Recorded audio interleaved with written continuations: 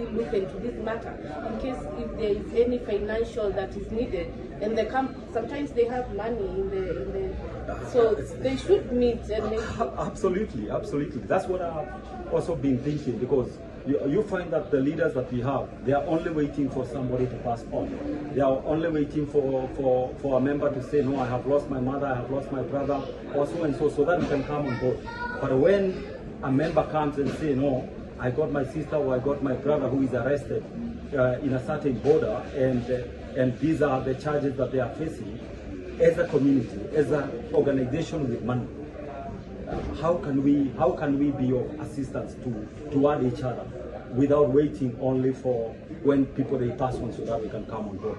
So my agenda number one for these two organizations, or what I'm hoping it can be their agenda, let them see whether we can have a legal cover of our community. As I have said, Kenyans are not criminals. You know, Kenyans, they don't involve themselves in things which are not okay. Therefore, the risk of us going to or having some problem with the law enforcement, it's only about papers. So these organizations, they need to find a way that they can meet Kenyans halfway, and to see, like, if maybe, for example, my papers are not up to date, and maybe I find a roadblock and then I'm locked up for a week or so, how can these organizations, all Kenyans in this organization, come on board and be assistants to one another? Because for now, we are kind of looking at each other. You know, you are arrested today, we hear you are locked up, we hear you are taken to a certain place. But I mean, what are we doing? What are these organizations doing, you know, to help the society to overcome the challenges that we are facing? Also, the issue number two, I would like this organization to look into is that our kids now are becoming youths, are becoming adults. Do we have Umoja Youth?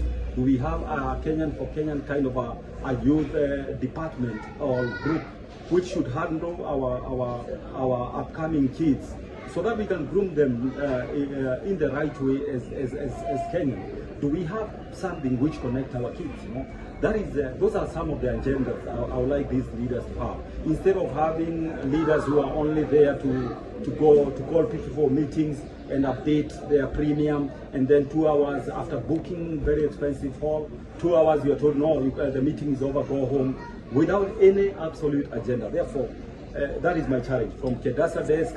I want Kenyan for Kenyan. I want Umoja. I want them to come on board in so many ways to assist the community. Well said.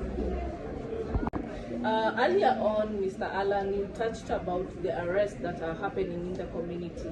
So what I can ask you as a KEDASA leader in Free State, is there anything, have you talked with your board members, have you talked with your person? So how are you planning to tackle future arrests that might happen? Because we don't know.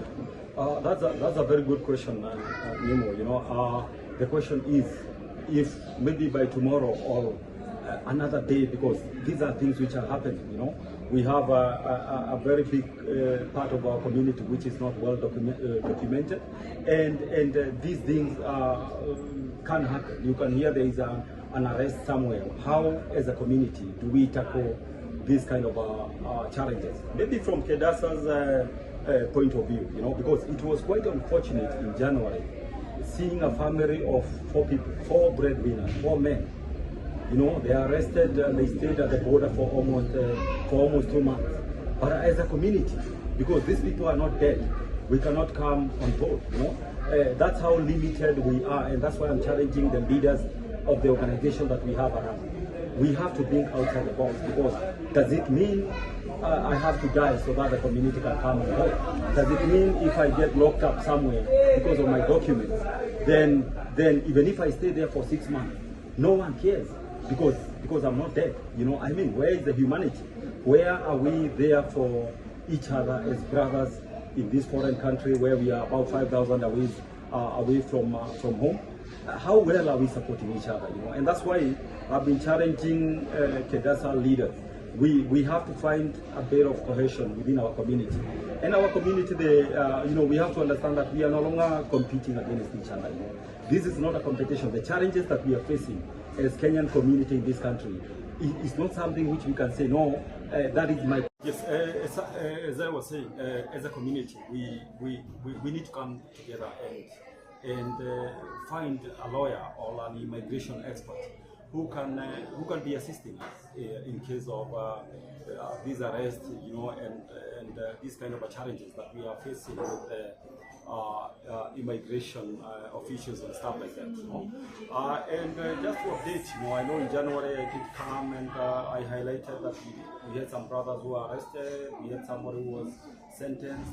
I'm happy to announce today that everyone is back home in Kenya, you know, after a very tough legal battle we did in Johannesburg, you know, and also for those one who are at the border, you know, it was tough.